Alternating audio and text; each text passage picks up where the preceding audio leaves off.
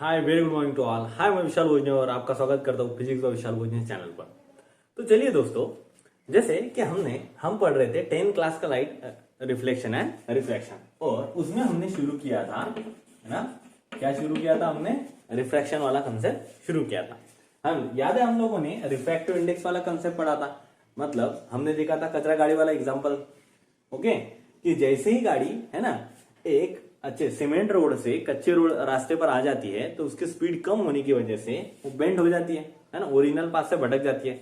उसी तरह से हमने रिफ्रैक्शन का कंसेप्ट पढ़ा था, ओके, है ना। क्या मैं कहूं कि अब हमने लॉज ऑफ रिफ्रैक्शन देखे थे, है ना। क्या थे लॉज ऑफ रिफ्रैक्शन? पहला था स्नेल्स लॉ। स्नेल्स लॉ मतलब अगर लाइट रे एक कोई भी मीडियम से, है ना, मीडियम 1 से अगर दूसरे मीडियम 2 में आ जाती है, ओके, है ना, एक मीडियम से दूसरे मीडियम में जब भी लाइट रे एंटर करती है तो क्या होता है, लाइट रे में बेंडिंग आ जाती है ना। अगर कोई पर्टिकुलर एंगल पे इंसिडेंट हो जाए तो मतलब किस तरह से, अगर लेट्स से हमारा जो मीडियम 1 है वो रेयरर मीडियम है। कौन सा मीडियम है? रेयरर मीडियम है। और मीडियम 2 जो है वो डेंसर मीडियम है एज कंपेयर टू, है ना, as compare to medium 1। Medium 2 कैसा है? ऑप्टिकली डेंसर मीडियम है। लेट्स से हम क्या ले रहे हैं, हम एयर ले लेते हैं और लाइट रे एयर से कहां में जा रही है? वाटर में जा रही है। इस तरह से हम कंसिडर कर लेते हैं, ओके, एक मीडियम से दूसरे मीडियम में। तो क्या होगा, वी नो दैट जैसे ही लाइट रे इस तरह से ट्रेवल करते हुए आएंगी तो वो इस तरह से आएंगी तो वो इस तरह से जानी चाहिए, ये रहेंगी उसके ओरिजिनल पाथ। लेकिन क्या होता है, we know that speed of light in rare medium is greater.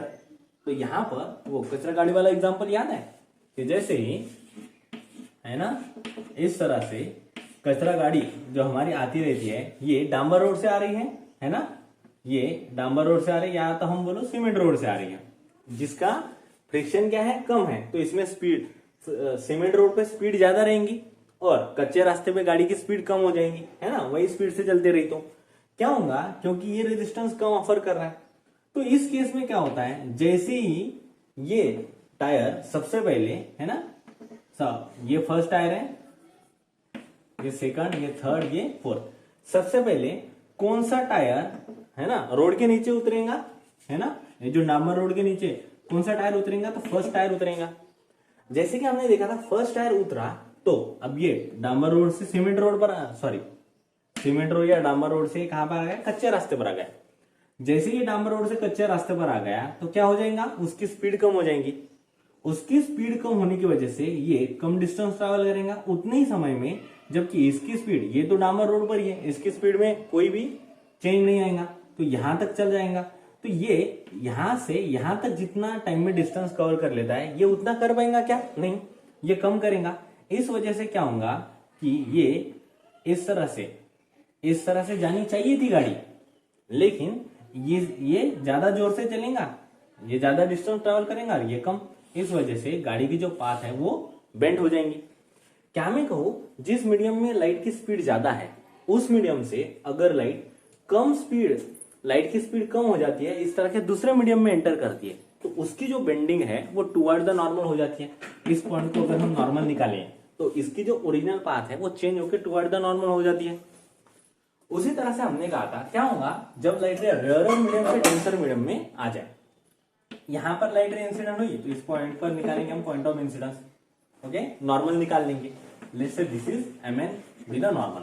ये इंसिडेंट रे, है ना, एंगल ऑफ इंसिडेंस आई बना रही है नॉर्मल के साथ। अब ये एज इट इज ट्रैवल होनी चाहिए, लेकिन ये होंगी क्या? नहीं, ये बेंड हो जाएंगी टुवर्ड्स द नॉर्मल। क्यों? क्योंकि लाइट रे की स्पीड कम हो गई, कम होने की वजह से ये बेंड हो गई। जिस तरह से हमारी गाड़ी की स्पीड कम हो गई तो ये बेंड हो गई थी टुवर्ड्स द नॉर्मल, है ना। इस तरह से ये जानी चाहिए थी प्रोजेक्टेड पाथ पर, लेकिन ये नहीं गई, ये बेंड टुवर्ड्स द नॉर्मल हो गई, इसकी पाथ चेंज हो गई। इसी तरह से क्या मैं कहूं, when light ray is moving from rare medium and enters into the denser medium, so it will get bend towards the normal. अब एग्जैक्टली अगर गाड़ी कच्चे रास्ते से अगर डांबर रोड पे जाती थी तो कौन सी साइड में मूव होती थी?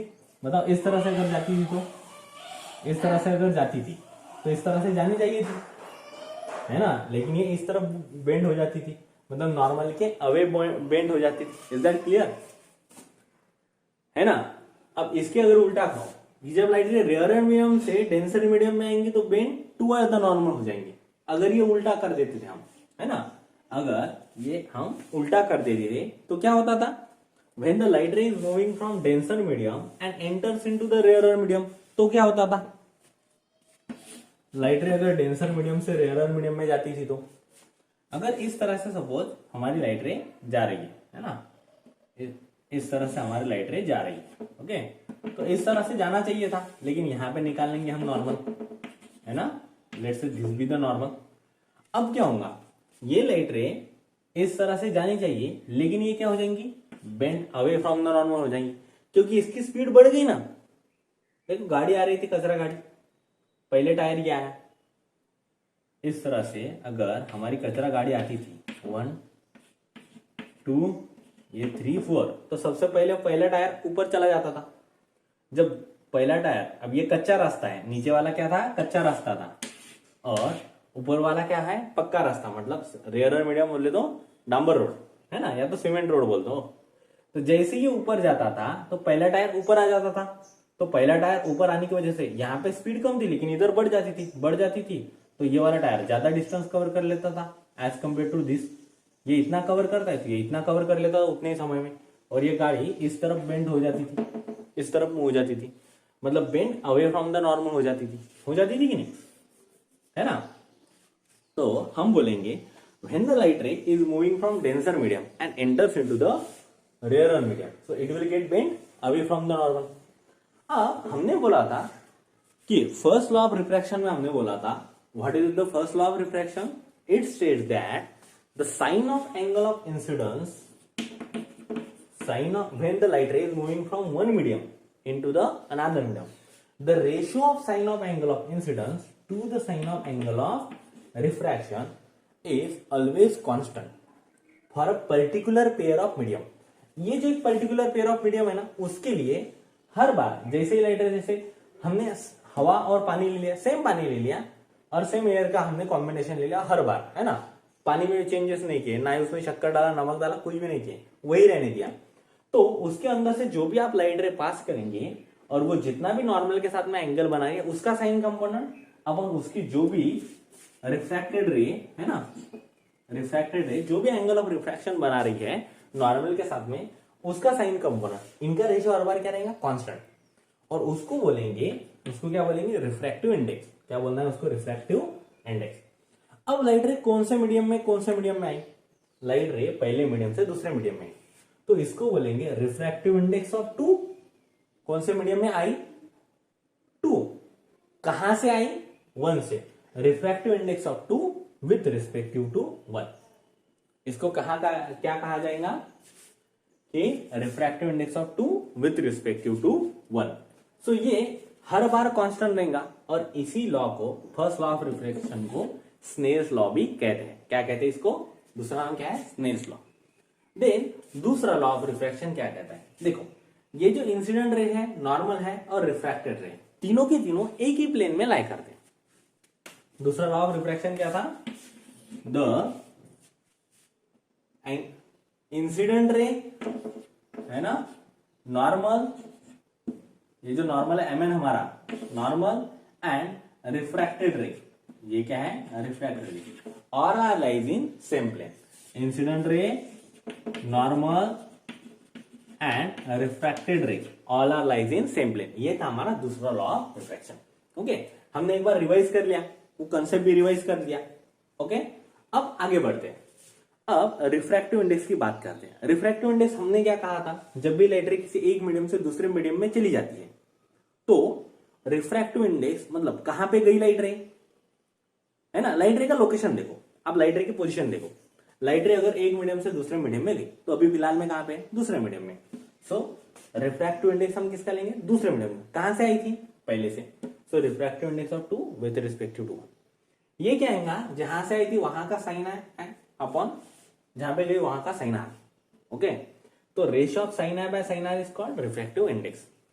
अब ये तो है ठहरा हमारा रिलेटिव रिफ्रैक्टिव इंडेक्स, मतलब जब लाइट रे एक मीडियम से दूसरे मीडियम में आती है तब का, है ना, जब लाइट रे एक मीडियम से दूसरे मीडियम में आती है तब का refractive index.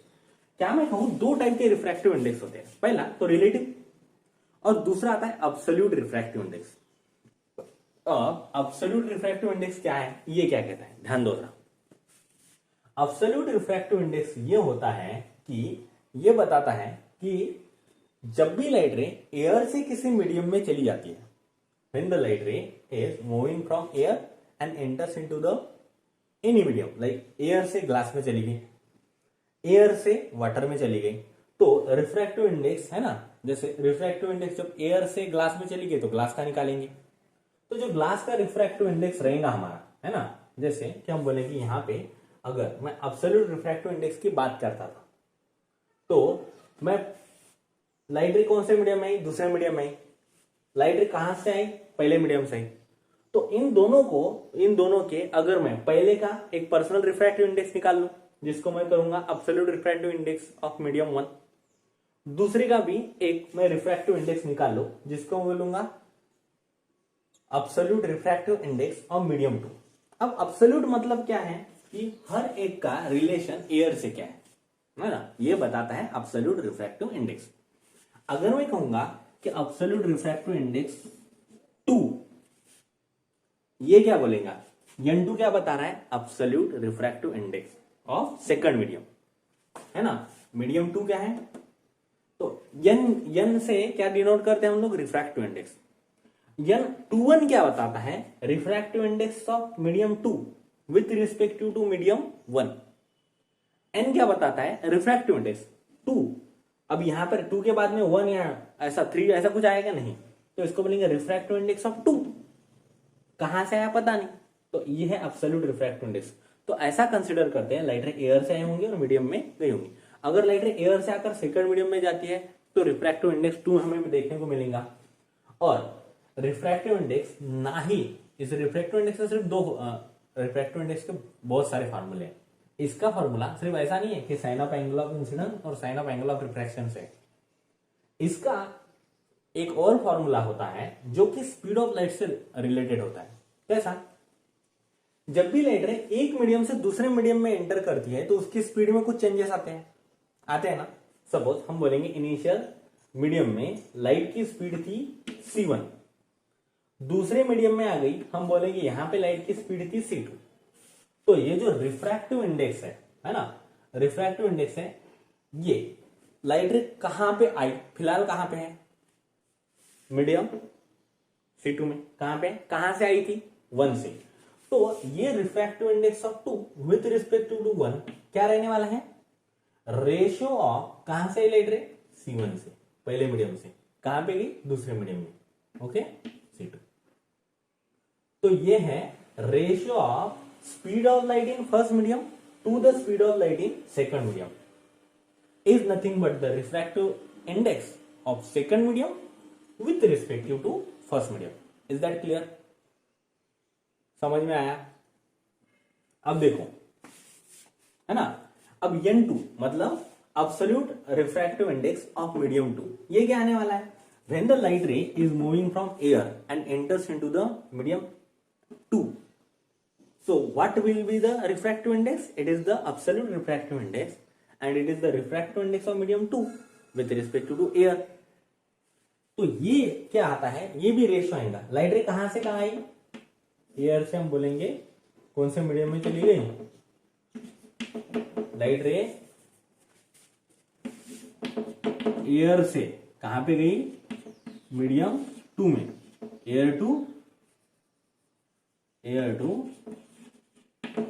Medium 2।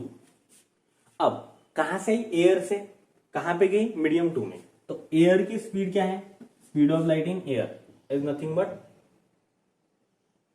ca upon speed of light in medium is nothing but c2। Clear है। अब नाउ, है ना, अभी हम एब्सोल्यूट रिफ्रैक्टिव इंडेक्स निकालेंगे air to medium 1, air to medium 1। तो ये क्या आएगा, लाइट रे कहां से आई, एयर से, कौन से मीडियम में आई, 1 मीडियम में। तो ये क्या आएगा, ये क्या आएगा, speed of light in air to the speed of light in medium 1। Is that clear? समझ में आया? समझ में आया क्या ये? ओके तो क्या मैं कहूं कि यहां पर इस तरह से है ना, absolute refractive index of medium 1 is nothing but when the light ray is moving from air enters into the medium 1. So at that point we can calculate the absolute refractive index of medium 1. और absolute refractive index क्या होता है, light रे जब air से medium 1 में जाती है तो absolute refractive index of medium 1 बोलेंगे। ये क्या होगा, ratio of speed of light to the ratio of speed of light in that medium, ratio of speed of light in air to the speed of light in that medium. Okay मतलब जैसे medium 1। अब यहां पर क्या मैं बोलूं, ये है absolute refractive index of medium 2, ये है absolute refractive index of medium 1। यहां तक का स्क्रीनशॉट निकालो, ये समझ में आ गया एब्सोल्यूट रिफ्रैक्टिव इंडेक्स क्या होता है और रिलेटिव रिफ्रैक्टिव इंडेक्स क्या होता है। क्लियर? अब रिलेटिव रिफ्रैक्टिव इंडेक्स के टर्म में भी हम एब्सोल्यूट रिफ्रैक्टिव इंडेक्स को निकाल सकते हैं। देखो है ना, कैसे हम देखेंगे। वी नो दैट जब लाइट रे एक मीडियम से दूसरे मीडियम में आती है तो रिफ्रैक्टिव इंडेक्स ये लिया जाता है ना। क्या मैं बोलूंगा, refractive index N21 is nothing but the, या तो इसको sine of angle of incidence to the sine of angle of refraction बोलो, या तो फिर उसको C1 अपॉन C2 बोलो, है ना। मीडियम लाइट रे पहले मीडियम से दूसरे मीडियम में आए ना, इसलिए तो रिफ्रैक्टिव इंडेक्स ऑफ 2 लिया विथ रिस्पेक्ट टू 1। तो लाइट रे जहां पे आती है, जहां से आती है और जहां पे आती है, तो जहां से आई उसकी स्पीड ऑफ लाइट, वहां की स्पीड ऑफ लाइट, और जहां पे आई उसकी स्पीड ऑफ लाइट का रेशियो, ये रहेगा relative refractive index.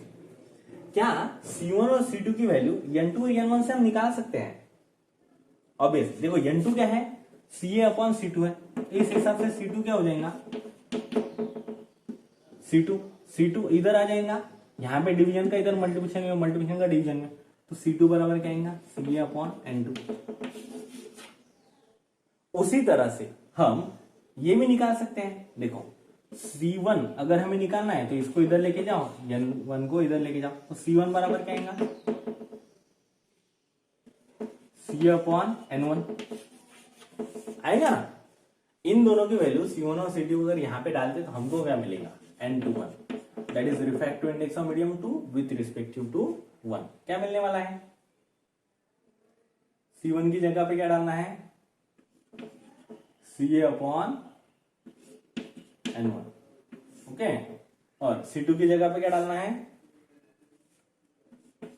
CA upon N2। क्या मैं कहूं ये मैथमेटिक्स की तरह दिख रहा है, मैथमेटिक्स के फॉर्मूले की तरह दिख रहा है, A बाय बी है ना upon C by D. Maths में पढ़ा है नहीं फॉर्मूला, क्या होता है इसका answer, A by B upon C upon D, A upon B upon C upon D. तो क्या होता है ये, A by B as it is, C by D को उल्टा कर दो, D बाय C। इसी तरह से इसका भी करो, CA by N1 multiplied by N2 upon CA, so CA will get cancel, क्या आएगा, N21 that is refractive index of 2 with respect to 1, N2 upon N1। हमेशा ध्यान में रखो N2 अपॉन N1, और यही C1 अपॉन C2 था। मतलब रेशियो स्पीड ऑफ लाइट की टर्म में रेशियो क्या आएगा, अगर लाइट एक पहले मीडियम से दूसरे मीडियम में गई, अगर लाइट रे पहले मीडियम से दूसरे मीडियम में गई तो क्या होगा, लाइट रे अगर पहले मीडियम से दूसरे मीडियम में अगर जाती है तो कहां से आई, पहले मीडियम से कहां पे गई, दूसरे मीडियम में, तो पहले मीडियम की स्पीड ऑफ लाइट अपॉन दूसरे मीडियम की स्पीड ऑफ लाइट, ये होगा रिलेटिव रिफ्रैक्टिव इंडेक्स। ये क्या हुआ, refractive index of two with respective to one, इस तरह से। अब इसी को रिफ्रैक्टिव इंडेक्स के टर्म में कैसे लिखेंगे,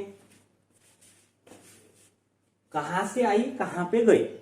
अब इसको अगर एब्सोल्यूट रिफ्रैक्टिव इंडेक्स के टर्म में लिखना है तो स्पीड ऑफ लाइट का जो रेशो है ना, तो एब्सोल्यूट रिफ्रैक्टिव इंडेक्स का रेशो उसका रेसिप्रोकल होता है डायरेक्ट, C1 अपॉन C2 है ना, relative refractive index C1 upon C2 है, तो एब्सोल्यूट रेशो का क्या आएगा वो N2 अपॉन N1।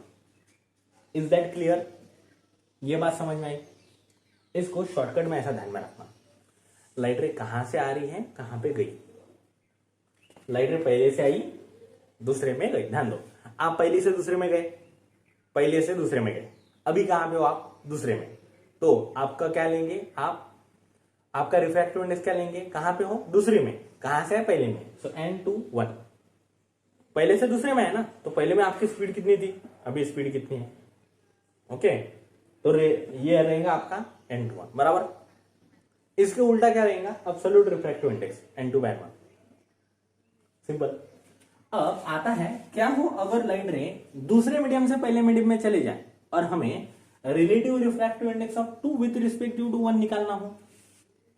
मतलब अगर मैं मिटा दू इसको, इसका स्क्रीनशॉट निकाल लो, है ना, अगर नहीं समझाऊंगा तो इस लेक्चर को रिवाइंड करके फिर से देख लेना।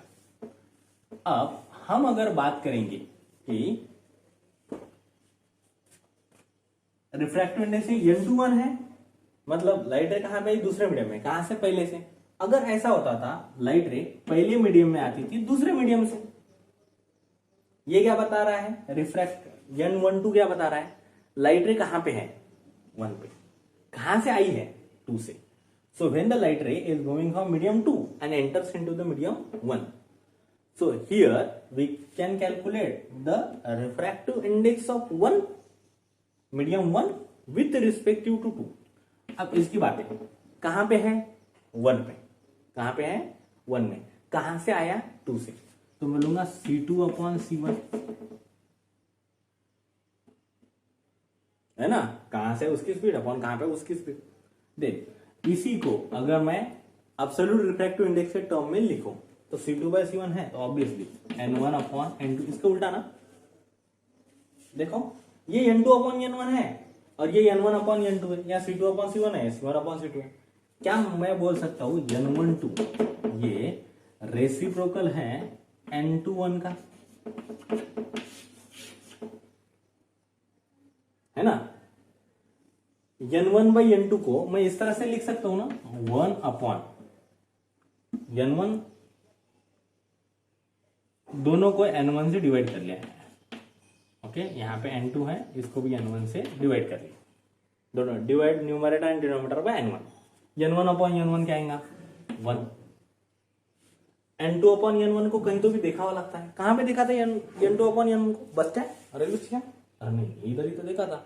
N2 बाय N1 क्या था, refractive index of 2 with respective to 1, 1 upon refractive index of 2 with respect to 1 बोल सकते हैं, तो बोल दिया। चलो रिफ्रैक्टिव इंडेक्स समझ में आया क्या, एब्सोल्यूट रिफ्रैक्टिव इंडेक्स क्या है, और हमने देखा था रिलेटिव रिफ्रैक्टिव इंडेक्स क्या है। अगर ये नहीं समझाऊंगा तो न्यूमेरिकल्स में, कोई बात नहीं, न्यूमेरिकल्स में हम न्यूमेरिकल सॉल्व करते करते बहुत आसानी से तुम लोगों को समझ में आ जाएगा। Is that clear. अब नेक्स्ट क्लास में हम लेंगे ग्लास स्लैब से लाइट का रिफ्लेक्शन कैसा होता है, सॉरी रिफ्रैक्शन कैसे होता है ग्लास स्लैब से, और हम कॉन्केव लेंस और कॉन्वेक्स लेंसेज के बारे में पढ़ेंगे। Is that clear. Have a nice day to all, see you.